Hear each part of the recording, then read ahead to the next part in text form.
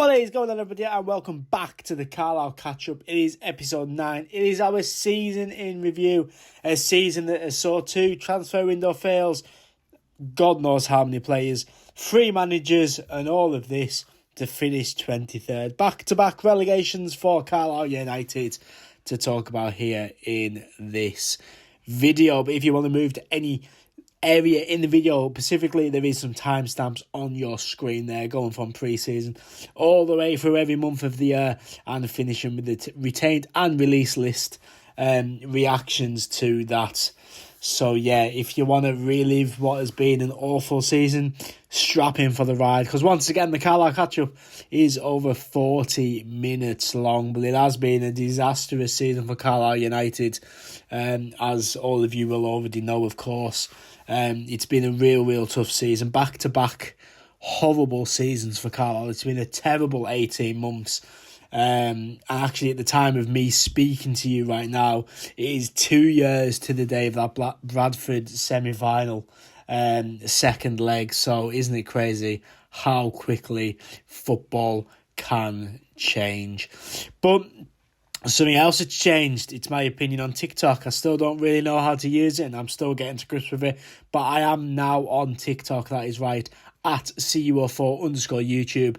And you'll find me over there on TikTok with some shorts of videos. As I say, I'm still getting the hang of it, but we are now on TikTok. Quite a few asked for it in the Instagram questions and answers that we did last week. So we are on TikTok at CUFC_YouTube. But let's get into the 2024-25 season. It has been a disaster. We're going to start by talking about our pre-season, of course, going through month by month, looking at the summer and winter transfer windows, and finishing with the retained and release list, of course. Now, obviously, there is some other news that's happened recently, but you'll have to stay tuned for another Carlisle Catch-Up for that. This is just our season in review, starting off with our pre-season, and a massive thank you to Harley Fletcher, CUFC 50 for the clip there. Carlisle United starting their pre-season with an 8-0 win against Penrith, a 3-0 win against Kendal, and then it sort of got a little bit rocky in our pre-season. A 0-0 draw against Workington Reds, which was a terrible game of football. A 2-2 against St Mirren behind closed doors. That 2-1 defeat where Rochdale played us off the park. A 2-0 defeat against Gateshead, and then a 2-1 win against Stockport. Now, a lot of people don't buy into pre-season, of course. I completely understand that. But I think there was a lot of warning signs there from the pre-season. The players weren't really gelling too well.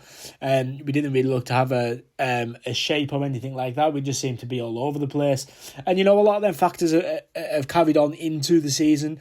The players never seem to gel, and when they finally do get to gel, we've brought another 11 players in, a new manager comes in, and we just really haven't seemed to click on and hit any type of form really across the season. I think there was a lot of warning signs for that in pre-season. Of course, Paul Simpson taking us for pre-season with players like Harrison Neal, Dan Butterworth and players like that. It's crazy, isn't it, to look back? That was this season. But, the standard pre-season, it wasn't the best at all. And as I say, I do think there was a little bit of warning signs going into the month of August to kickstart our League 2 campaign.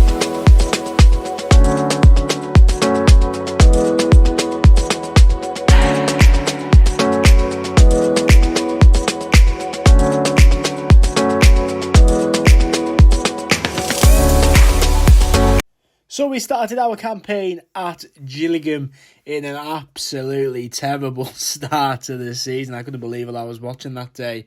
Gillingham 4, Carlisle United 1 is how we started our League 2 campaign. And God, how we all thought, it's just a one-off, it's an opening day. Yeah, it really wasn't, was it? It continued and continued. But that 4-1 defeat really set the scene for the remainder of the season. We then got knocked out of the EFL Cup by Stoke, 2-0 to Stoke up at Brunton Park. Don't think anyone was too fussed, really. Obviously, it's always nice to get into that sort of third round, maybe get a Premier League team or whatnot. But don't think anyone was too fussed, really, about the EFL game. And then our first home league game of the season, so Barrow come up to Cumbria to take on Carlisle United, and they didn't really get the result they wanted, did they? Carlisle came away with a 1-0 win thanks to a goal from the youngster Dan Adjuajeyi, making his mark from really a poor goalkeeper mistake really from Farman, and I'm still not really sure how Adjuajay scored from the position he was in, but Carlisle did take all 3 points against Barrow, as we like to do. And then Mike Williamson ball absolutely played us off the pitch.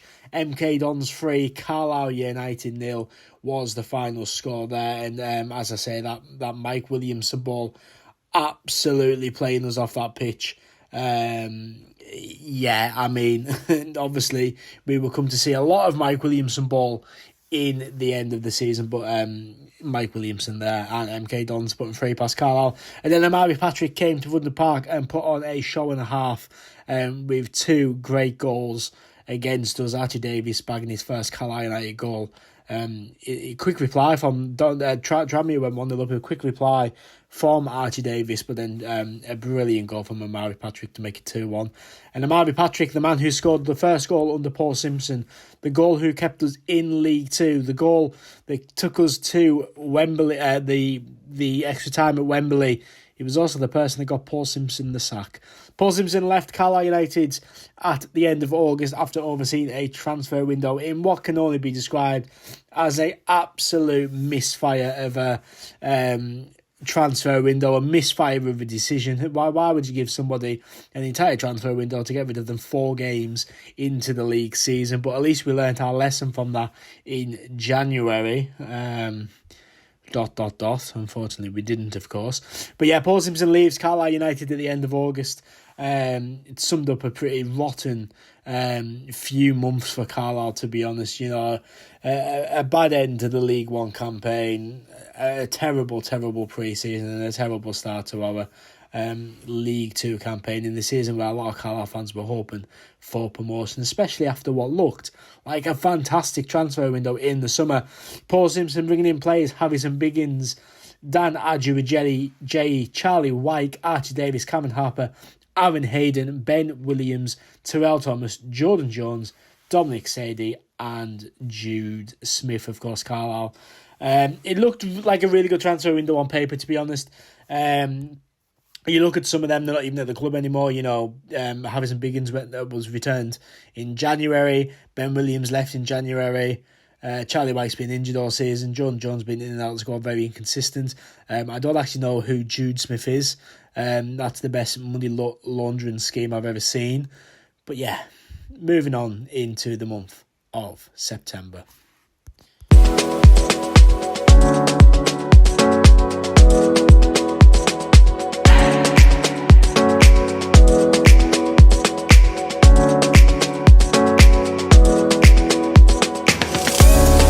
That is right then into September. So Charlie Wyke bagged 2 goals, Sam Lavelle bagged 2 goals, and the exciting appointment of Mike Williamson. But we started the month of September with a 2-1 defeat against Forest's under-21s in the Virtue Ice Valley Xbox Live Cup, whatever it's called these days. And then we went down to Valley Parade, an absolutely brilliant away day in terms of atmosphere from Carlisle United. A Harrison Neal goal wasn't enough as Andy Cook. The fireworks kept him up, but he was awake enough to score 2 goals against Carlisle at Valley Parade and give Bradford all 3 points. Carlisle then hosted Fleetwood Town in a 5-goal thriller, which Carlisle came out on the wrong end of. But Charlie Wyke scored twice in that game against Fleetwood. And then Mike Williamson was appointed, the man who just put 3 goals past us with his MK Don side earlier in the season. And then his first game, what a manager bounce. 1 win there against Swindon. I am being very sarcastic, of course.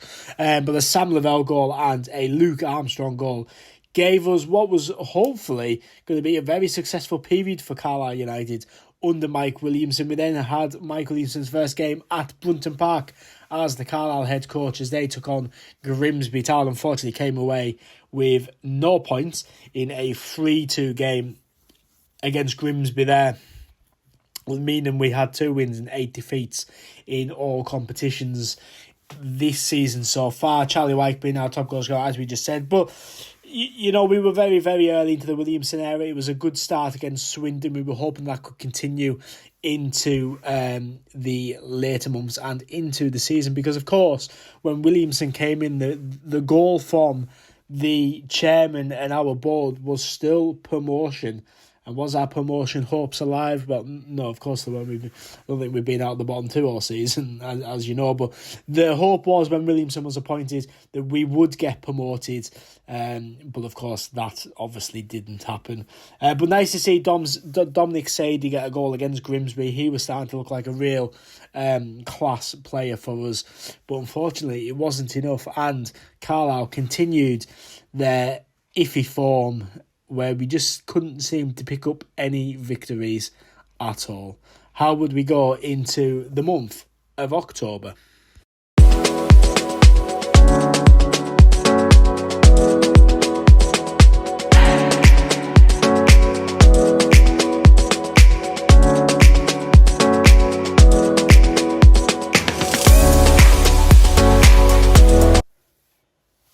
I'm sorry I've had to make you relive that clip, because I bet a lot of you forgot that happened this season, alongside the fact that Luke Armstrong was scoring goals for Carlisle this season.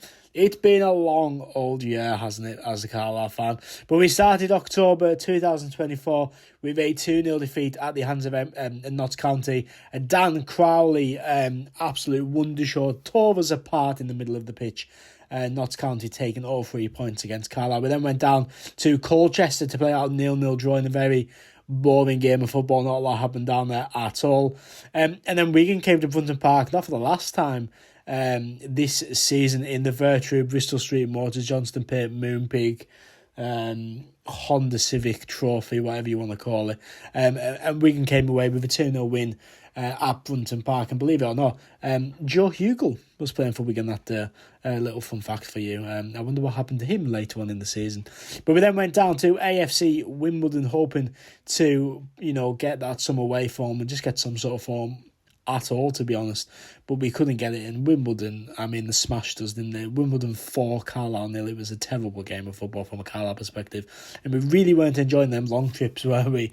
Gillingham 4-1, Wimbledon 4-0. But we then welcomed the Harrogate Town to Brunton Park, of course. A very much of a bogey team in recent years for Carlisle. Always seem to struggle against Harrogate, regardless of how we're getting on, how Harrogate are getting on. We always seem to struggle against them, and it was a bit of a struggle. We got a point in the end, a Luke Armstrong goal. As I say, Luke Armstrong played for us this season. Luke Armstrong scored for us this season, believe it or not. But yeah, 1-1 draw against Harrogate up at Brunton Park. We then went down to the league leaders, to the Poundland, Bescott Stadium. We got hammered again. We got hammered 3-1. We really weren't enjoying our life on the road in League 2 at the current moment in time. But Walsall 3, Carlisle United 1.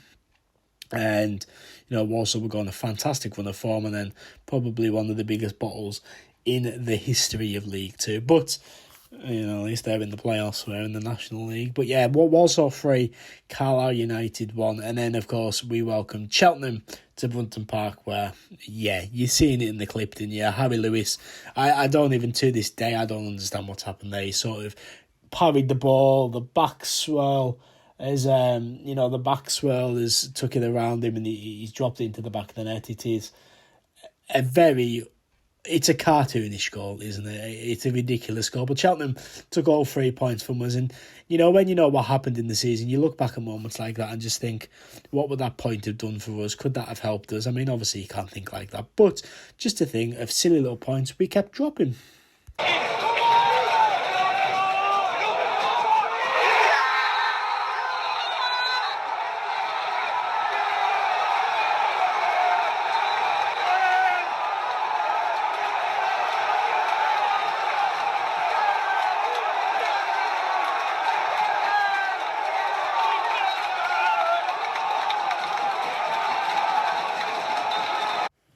Some away day in the end, that was, though, wasn't it, of course. But before we could get to Salford away, we welcomed Wigan to Brunton Park again in the FA Cup this time around. And again, the scoreline was exactly the same. Wigan 2, Carlisle United 0. We crashed out of the FA Cup. We were out of the Johnston Pitt Virtue Trophy, whatever it's called.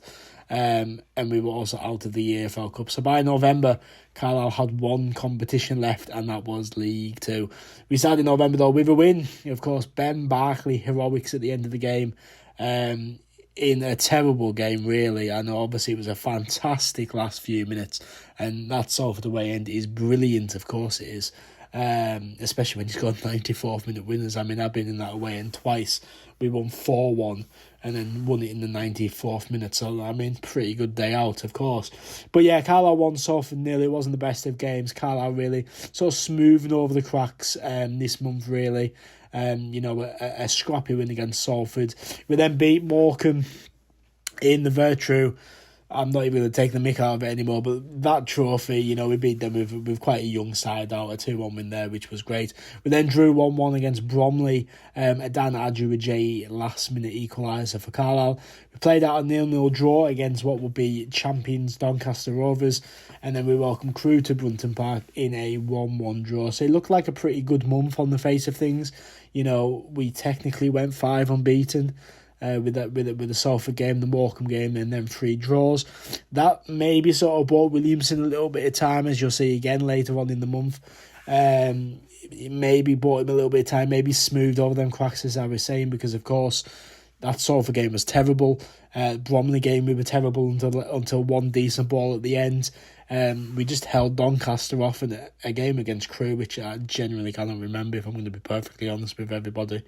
So it sort of smoothed over the cracks, but Carlisle were going into December 5 games unbeaten, 4 wins, 5 draws and 14 losses in all competitions, with goals coming from across the pitch, but not enough goals to write home about. But as we went into the Christmas month of December, Kadeem Harris would find his shooting boots.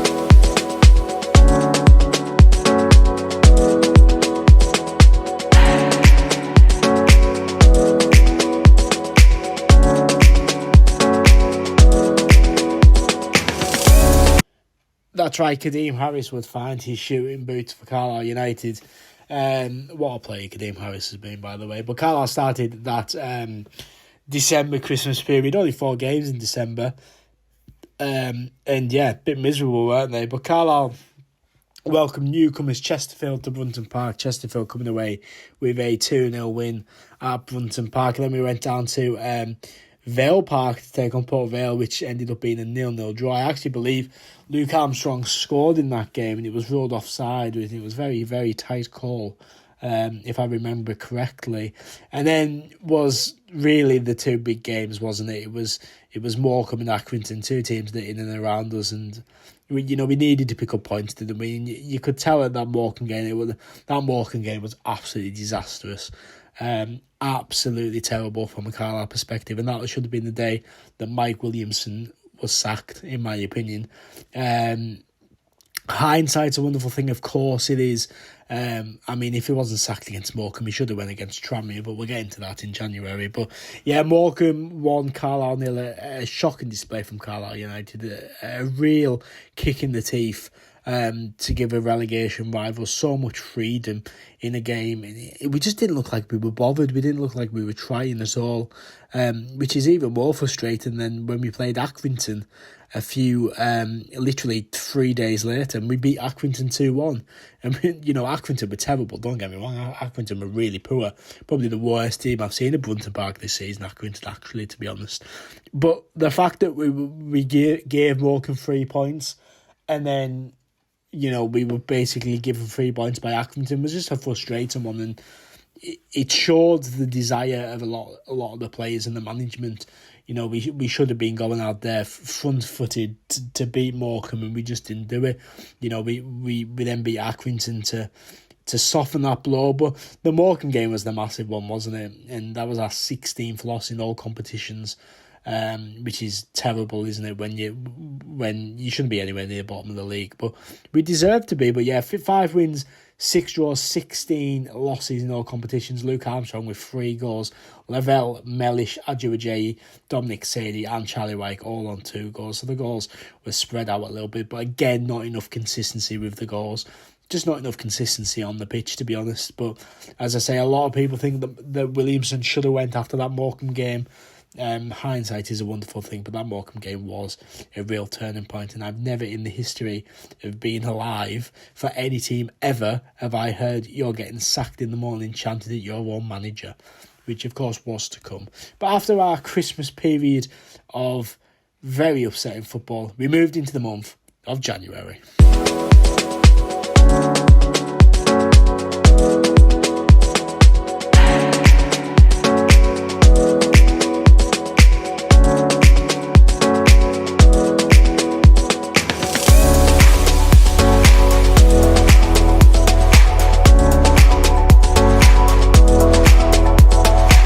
New year, new Carlisle United. Crew 3, Carlisle United 2.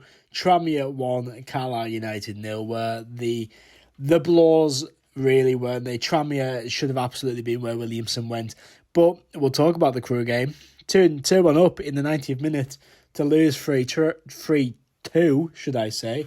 Absolutely embarrassing from a Carlisle perspective, and just abysmal lack of game plan, game management. To be 2-1 up in the 90th minute to lose the game is ridiculous at any level of football, especially when you're trying to fight for your Football League status. But yeah, Crew 3, Carlisle United 2. We then took the trip to Prenton Park. What is it with having Tranmere away games, by the way, next to like a Crew of a Stockport? How many times has that happened in the last few seasons? I mean, I guess we don't have to worry about that next season, but you know, last time it was Stockport and Tranmere Tuesday, Saturday, and then this one was Crew on whatever day it was, New Year's Day, and then we had Tranmere a couple of days later. Just weird how Prenton Park works like that. But yeah, the massive chance from that away following was you getting sacked in the morning at Mike Williamson in that 1-0 defeat against Tranmere. A shocking display from Carlisle United. One of the worst of the season. I can't overstate that statement because there's been a lot of bad games for Carlisle, but that was one of the worst, if not the worst. That Morecambe one was terrible, but that Tranmere one was a kick in the teeth, especially travelling like 3 hours down the country to Liverpool. We then welcome Bradford to Brunton Park and a defeat, a brilliant away day for Bradford there with that 1-0 defeat, 1-0 win for Bradford, 1-0 defeat for Carlisle. We then had the away game at Fleetwood, where we went 1-0 up thanks to Kenwyn Scott, and then a Fleetwood equaliser. And then Carlisle actually won it in the last minute with a Sam Lavelle goal, and Mike Williamson's job was probably saved for a little bit with that goal, even though we went absolutely against his system in that game and just sort of went for a free-for-all, get the ball in the box. You know, Jordan Jones took a lot of leadership in that game. Something that not a lot of people have done in the entire season. But yeah, Carlisle, it was Sam Lavelle with that last minute header, brilliant away day in the end. Again, a bit like Salford, a terrible 90 minutes, but after the 90 minutes, brilliant away end. But Carlisle with the 2-1 win against Fleetwood there. Then went down to Notts County, a 1-0 defeat at the hands of Notts County on a Tuesday night, I believe it was. Notts County just too big and strong for Carlisle, and unfortunately came up with defeat. But at least we give Mike Williamson a full transfer window to change things about. How many of these signings worked out? Let's have a laugh, shall we? Kenwyn Scott, Joseph Bevan, Matty Dennis, Stephen Wern, Sean Versai, Elliot Embleton, Paul Dummett, Callum Whelan, Will Patchin, Joe Hugel, Josh Williams and Charlie MacArthur all came in. Yeah, how many of them have worked? Generally, Matty Dennis has been good towards the end. Stephen Wern's been decent towards the end. Callum Whelan's been consistent. There you go, 3 of them have worked. It's laughable, isn't it? But at least we didn't give Mike Williamson the transfer window just to sack him days later.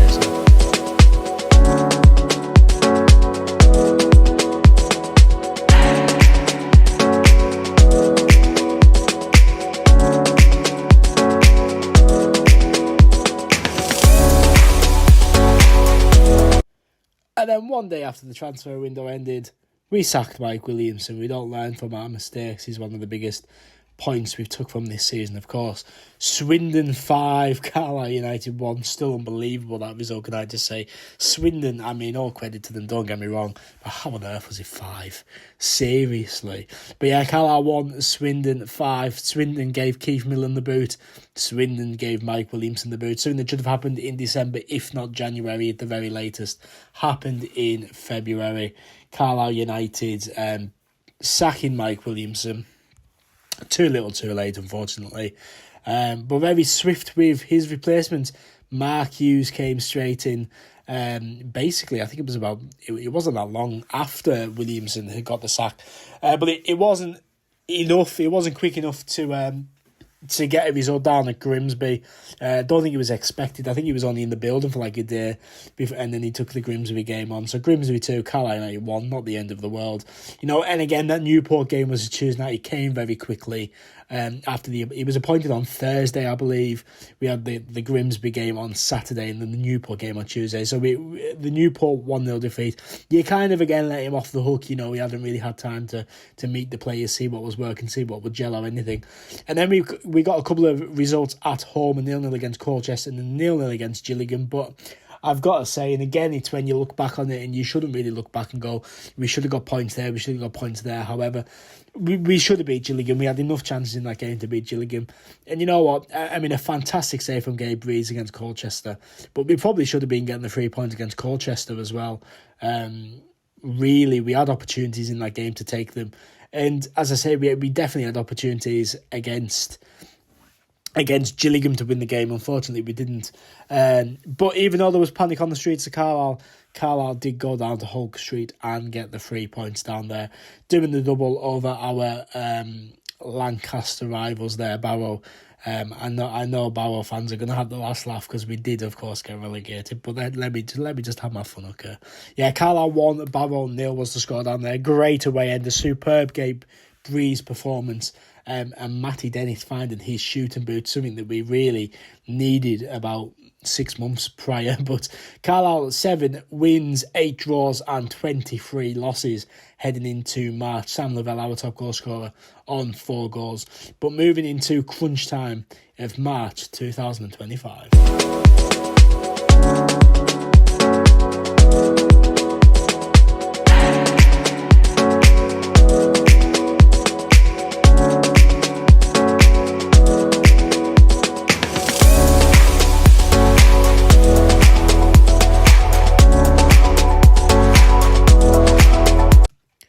Mark Hughes' Blue White Army was well and truly underway in the month of April. We started off with the Tuesday night game against Walsall.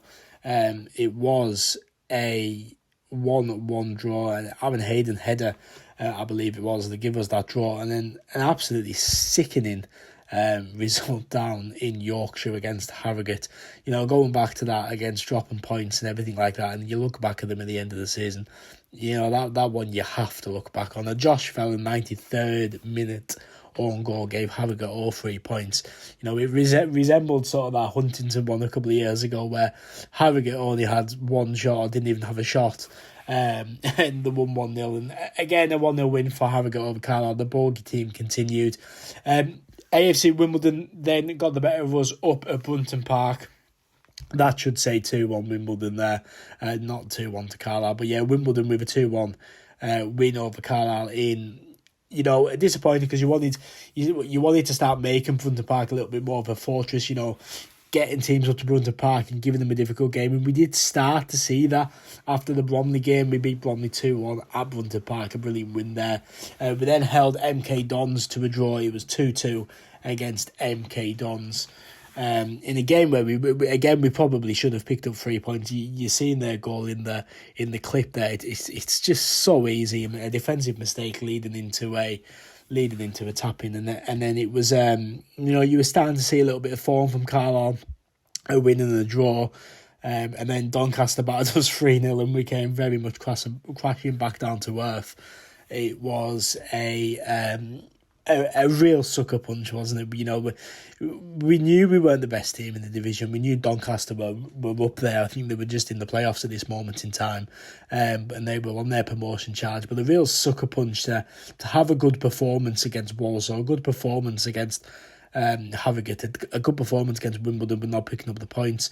A win against Bromley, a decent performance against MK Dons, and then a sucker punch of a 3-0 defeat away at the Eco Power Stadium was disappointing. You weren't expecting that from a Mark Hughes side, but Doncaster did beat us, and that means we have 8 wins, 10 draws and 26 losses. And you can see the goals on your screen there with Harris Dennis getting into top of the table there with 3, and Sam Lavelle continuing the Golden Boot push on 4, which I think speaks volumes. But moving into crunch time.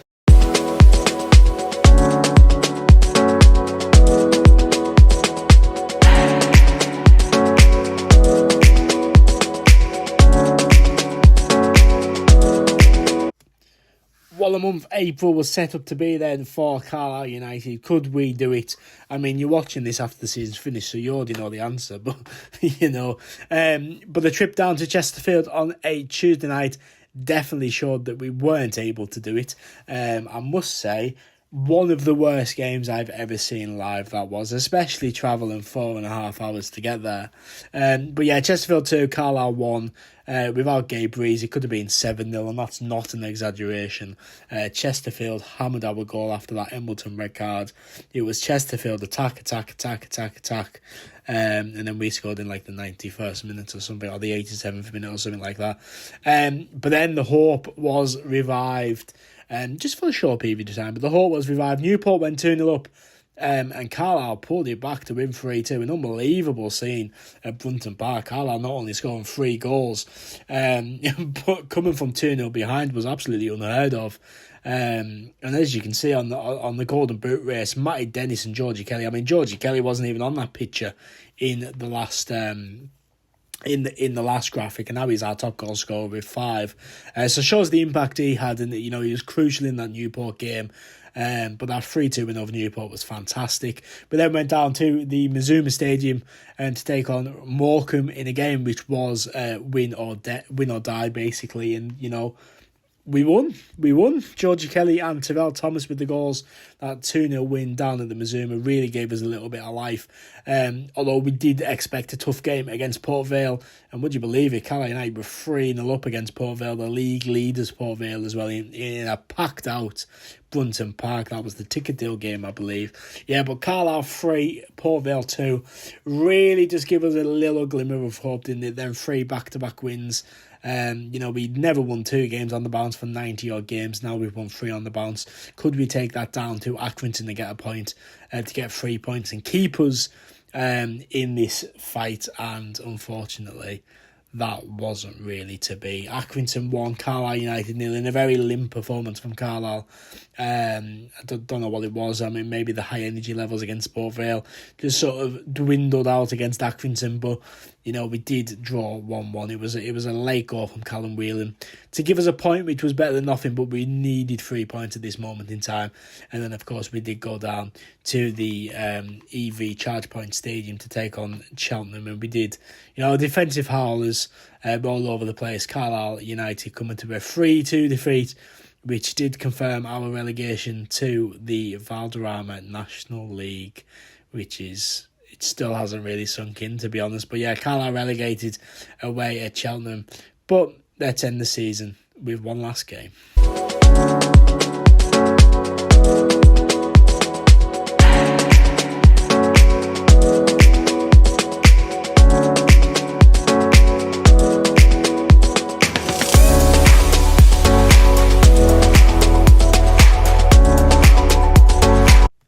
And there we have it. The sun sets on our EFL status. Carlisle were 2-0 up against Salford very early on, but Salford came back to draw 2-2. Unfortunately for Salford, it wasn't enough to give them a playoff position. So we made Chesterfield very happy, although they didn't really do much in their playoff campaign against Walsall. But back to Carlisle, they finished 2-2. Carlisle United finished 23rd place in the league with 11 wins, 12 draws and 28 defeats in all competitions. Not enough consistency, no manager bounce, no team consistency. The team didn't gel. You could see it in pre-season, you could see it at the end of the season. It's been a disastrous season. But George Kelly, 5 goals in about 8 games or something daft. And Matty Dennis, 6 goals in the games he's played. So he's been a brilliant signer for Carlisle. But it wasn't enough, and Carlisle were relegated to the Valderrama National League for the next season. But moving then into the retained and released list, it took ages to come out, but 8 players released from Carlisle. No real surprises in there, if I'm going to be honest. I expected them all, really. Sam Lavelle, I knew he was leaving on the last day of the season because, I literally spoke to him. And that was the impression that I got from Sam Lavelle, that he was going. His captain does to 2 back-to-back relegations, if we're going to be honest. I don't think it's a real loss. But a very nice guy and a nice character, but don't think it's a massive loss on the pitch. Anton Dudek, good luck to him. I hope it works out. But again, I mean... I don't think I ever seen him in the Carlisle shirt. Maybe the back end of that League One campaign when we were a bit desperate. Callum Guy is a sad one. He's been a brilliant servant to the club. He's been an absolutely fantastic player for Carlisle United, but unfortunately, his time comes to an end. Injuries caught up with him at the end of the spell. I do think he'll get a League Two club if he can stay fit. But thank you for everything, Callum. But it was the right time, I would say. Josh Vella never really worked out in the end, did it?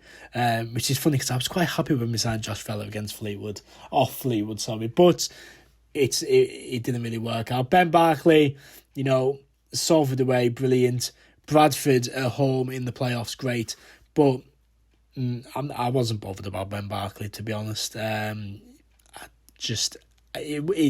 Not a very exciting footballer, but I wish him all the best. He gave us 2 fantastic moments, especially that Bradford equaliser. Paul Dummett, strange, wasn't it? Mike Williamson's mate come in, gets injured after about 24 seconds, and came on the last game of the season, looked decent, but unfortunately just too injury prone. But I wish him all the best. Really nice guy when I've spoke to him. I wish him all the best. Dylan McGeoch as well. I wish him well. He was. If he wasn't injured, he'd be such a good football player. He would have been at such a higher level than Carlisle United if he could stay injury free. Unfortunately, them injuries did just catch up to him, and he could never get a consistent one against for Carlisle. But he did look a top player when he did, and I hope his coaching badges go well. And I can see him being a fantastic coach up in Scotland someday. And Taylor Charters, it hurts being a local lad, of course, and he has just done an interview which I need to read up on as well. But Taylor Charters, I wish him all the best. Of course, that Wembley penalty, absolutely unbelievable. The balls to step up and take that penalty, absolutely, fantastic from Charters. But again, injuries has caught up to him.